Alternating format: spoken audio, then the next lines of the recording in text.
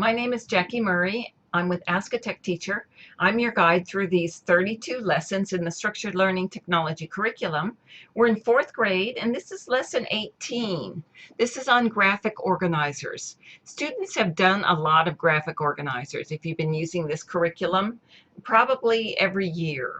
I'm trying to think if kindergarten did one, but they might have done a group one. Still a graphic organizer. A graphic organizer asks students what they think it is. It organizes information graphically, exactly what it says. So it isn't word processing, it isn't a slideshow, it's something that you might put in one of those. Words, diagram, graphic organizer itself, infographic, different from a graphic organizer. It's a type of graphic organizer, but it's not one we'll get to till middle school because of its complexity. It does require a lot more information and tech skills to do those, even using a template. Org chart, online widget doesn't allow printing. We don't really care anymore. We just take a screenshot. So if there's something that should have moved in the graphic organizer, it won't, but I don't think there is in these. Let's see. Essential question, how does visually representing ideas communicate effectively? You want to keep pointing this out to them, that the pictures they use communicate information as much as the text, sometimes better. So they want to cautiously and smartly use pictures to support what they're trying to communicate. They don't just throw in pictures and, okay, I want a dog, so I'll use any old dog. They have to use the dog they're talking about. Or an animal, they have to use a dog because they're talking about dogs. So they want to smartly use pictures to reinforce what they're discussing. Lots of people learn through that. They learn visually. They don't learn by reading all this text. Look at all this text here. Do you really want to read all this? And then we get to this pretty page, much better. Okay, graphic organizers they've done in the past, and one they're going to do today. This one isn't really any more difficult than these, except for this background, and it's very focused on, all of these actually are, but this is, in this case, you use it as a summative for knowledge to show what they've learned in a subject or to show what they know in a subject before a unit starts.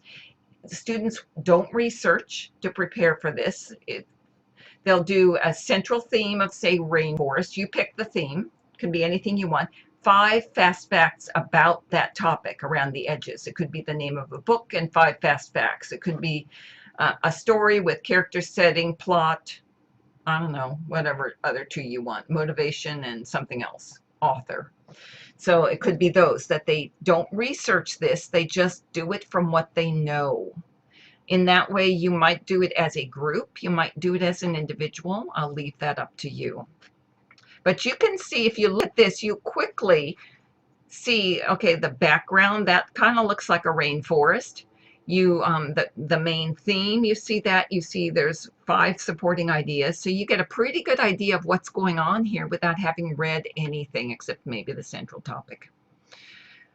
Okay, and the idea of this as a spokes and wheel, the central idea surrounded by sub ideas, as opposed to these where it's one idea in the middle, but everything grows and includes each idea below it. One idea at the bottom and each idea above it gets smaller, or a sub part of these. This one is one idea and topics related to it. So each one is a little different. You pick them carefully. There's a lot of examples, so you don't have to use the one I picked or we picked in the book. You just find the one that suits your purposes. Ask students what they think of, okay, you've got rainforests and the subpoints. How is it easier to write that as a table or as a picture? And have them think about those differences. This would be done in word processing, maybe a spreadsheet. This would be done in desktop publishing, maybe word processing, but it's desktop publishing because it's communicating in that way. So have them think about that. When would I use a table? When would I use a graphic organizer? Lots of those topics. Here's a link for if you want more graphic organizers to pick from. And samples, okay.